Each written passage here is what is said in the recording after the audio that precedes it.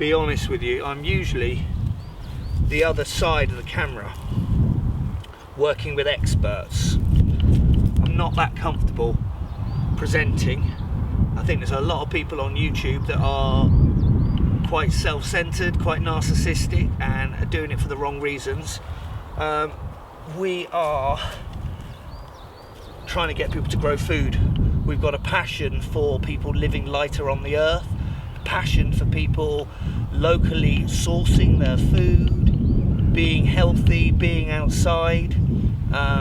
So we don't make any money from this channel. We are doing these videos because we really do want people across the world to start growing food.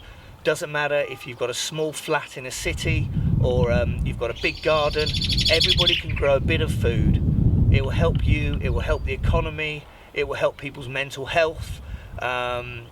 So yeah, if you could really help us by sharing these videos, I'd much appreciate it.